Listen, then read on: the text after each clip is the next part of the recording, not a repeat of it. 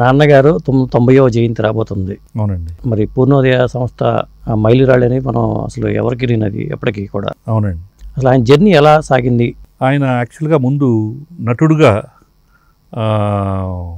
నాటకాల్లో బాగా ప్రసిద్ధి చెందారండి. అక్కడ లేడీ క్యారెక్టర్ వేశారంటారు స్టార్టింగ్లో. ఫస్ట్ క్యారెక్టర్ అండి ఇది, బట్ ఎక్కువ క్యారెక్టర్ ఆర్టిస్ట్ కదండి.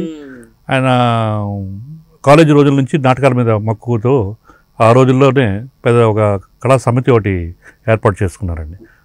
కళాప్రపూర్ణ రాఘవ కళా సమితి అనే పేరుతోటి ఆయనతో పాటు అప్పటి మేటి కథానాయకుడు హర్నాథ్, మన విబి రాజేంద్ర ప్రసాద్ గారు, జగపతి బాబు గారు ఫాదరు, అలాగే విజయ్ చంద్రు, మాడా వెంకటేశ్వరు. అంటే సొంత ఊరు ఏ ఊరు నాన్నగారు అసలు? కాకినాడ అండి. కాకినాడ. మరి రాజేంద్ర ప్రసాద్ గారి డోకిపోయారు కదా కృష్ణా జిల్లా. కాకినాడ వచ్చి చదువుకున్నారండి. అట్లాగా? ఏదో కారణంలో కాకినాడలో చదువుకున్నారండి. కాలేజ్ మేట్స్ అండి వీళ్ళందరూ. అట్లాగా? రాజేంద్ర ప్రసాద్ గారు నాన్నగారు కాలేజ్ మేట్స్. సో వీళ్ళందరూ కలిసి నాటకాలు వేస్తూ ఆ రోజుల్లో పరిషత్తుల్లో ఎక్కడికి వెళ్ళినా వీళ్ళు నంబర్ 1 స్టేజ్లో ఉండి మంచి అభివృద్ధి గల నాటకాలన్నీ వేస్తూ ఈయన డైరెక్ట్ చేసేవారంట నాటకాలు. అట్లాగా? ఆ అభిరుచితోటి ఆయన మంచి ఛాన్స్ దొరికింది ఇక్కడ వచ్చింది. ఎవరో రాజేంద్ర ప్రసాద్ గారు ఇంట్లో ఎంకరేజ్ చేసేవాళ్ళ? నాన్నగారు తాతయ్య గారు ఎంకరేజ్ చేసేవారంట అండి. ఆయన మెయిన్ ప్రొఫెషన్ ఏంటి తాతయ్య గారు? ఎక్సైజ్ ఇన్స్పెక్టర్ అండి అప్పట్లో. అట్లాగా? మరి ఎక్సైజ్ డిపార్ట్మెంట్ అంటే చిరంజీవి గారి ఫాదర్ కూడా సేమ్ అండి. సేమ్. సో యాక్చువల్గా ఏంటంటే మీరు చెప్పిన పాయింట్గా వస్తున్నా, ఆయన ఎక్సైజ్లో నాన్నగారికి కూడా ఇంటర్వ్యూ వచ్చిందండి. ఓకే.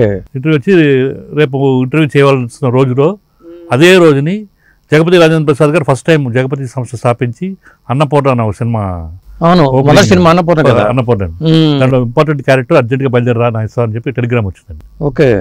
సో నాన్నగారికి డైలమా అండి, అటు ఉద్యోగమా లేకపోతే ఇదని. తాతయ్య గారికి ఏమో ఉద్యోగం మీద అప్పట్లో, అలాగే గవర్నమెంట్ జాబ్ అంటే పెద్ద గౌరవం కదండి అప్పట్లో. సో అలాగే నాన్నగారికి అదంటే నాన్నగారి ఛాయిస్ నటన సినిమా మీద వచ్చి, అంటే తాతగారికి కూడా ఏమైనా ఫీల్ అవ్వలేదు, కోపం అవ్వలేదు. నీ ఇష్టం రా అని చెప్పి ఎంకరేజ్ చేస్తే పంపించారు. ఇక్కడికి వచ్చాక కొంచెం అనివార్య కారణాల వల్ల ఆ క్యారెక్టరు దక్కలేదు ఆయనకి. ఎందువల్ల? అది ఆ కారణం ఏంటి? అది ఏమో already first film, Akkineni Nageswara Rao కూడా జగ్గయ్య గారు లాంటి క్యారెక్టర్, జగ్గయ్య గారి క్యారెక్టర్ అనమాట. ఓకే, జగ్గయ్య గారి పాత్ర. సో కొత్త వాళ్ళు ఎందుకని వాళ్ళు ఏదో ఫీల్ అయ్యారేమో, వాళ్ళ ప్రాబ్లమ్స్ వాళ్ళకి ఉంటాయి కదా. యాజ్ అ ప్రొడ్యూసర్ అయ్యాక మాకు తెలిసింది. సో అలాగా అది ఇదైంది. సో వెనక్కి వెళ్ళకూడదు, ఎందుకంటే అక్కడ ఛాలెంజ్ చేసినట్టు ఆల్మోస్ట్ వచ్చారు ఇక్కడికి. ఇంకా అలాగే సఫర్ అయ్యారు సార్ ఒక 10-15 ఏళ్ళు. సినిమా కష్టాలు అండి. కష్టాలు చిన్న చిన్న వేషాలు వేస్తూ. అంటే మామూలుగా ఫైనాన్షియల్ గా మధ్యతరగతి కుటుంబం? మంచి కుటుంబం అండి, సంపన్న కుటుంబం. ఇంకా అంటే ఈగో ఉంటుంది కదా సార్, వెళ్ళి అక్కడి నుంచి డబ్బు తెప్పించుకోకూడదు ఇలాంటివి ఉంటాయి కదండి. అలాగే ఇక్కడ స్థిరపడిపోయి చిన్న చిన్న వేషాలు. చదువుకున్నారు ఆయన? ఆయన బిఏ అండి, అప్పట్లో బిఏ అండి. ఓకే, బిఏ పూర్తి చేశారు. గ్రాడ్యుయేషన్ చేస్తేనే కదా ఎక్సైజ్ డిపార్ట్మెంట్ లో ఉద్యోగం అంటే, మరి మంచి జాబ్ వదులుకుని ఆయన వెళ్ళటం అనేది. సో అలాగా గెటాన్ అవడం కోసం మంచి వాయిస్ అండి అయింది. సో డబ్బింగ్లకి బాగా పనికొచ్చిందండి. ముందు రేడియో నాటకాలు కూడా వేసేవారండి ఆయన. సో డబ్బింగ్లకి బాగా దాదాపు చాలా సినిమాలకు అప్పట్లో దాదాపు 100 సినిమాల దాకా డబ్బింగ్ ఎవరెవరు చెప్పారండి డబ్బింగ్?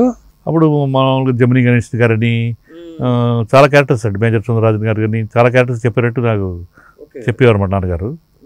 సో అలాగే డబ్బింగ్లు తోటి వల్ల ప్రొడక్షన్లోకి ఎంటర్ అవడానికి అవకాశం దొరికింది.